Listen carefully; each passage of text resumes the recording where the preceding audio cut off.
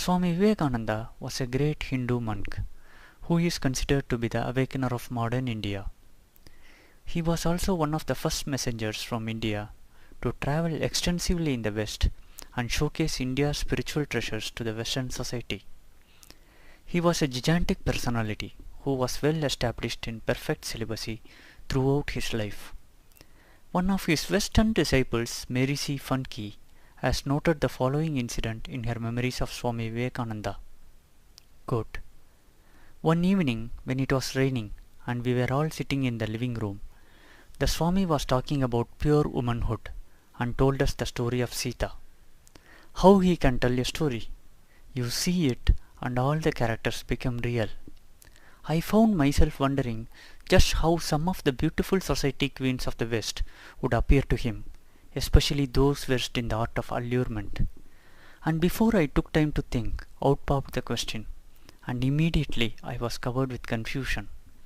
The Swami, however, looked at me calmly with his big serious eyes and gravely replied, 'If the most beautiful woman in the world were to look at me in an immodest or unwomanly way, she would immediately turn into a hideous green frog, and one does not of course admire frogs.'" Unquote. There is another similarly interesting incident in the Swamiji's life, in which he himself demonstrated the efficacy and power of the practice of strict brahmacharya. Once, a new set of the Encyclopedia Britannica had been bought for the month. Seeing the new shining volumes, a disciple said to Swamiji, "It is almost impossible to read all these books in a single lifetime."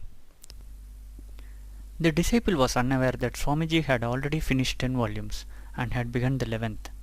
Swamiji said, "What do you say?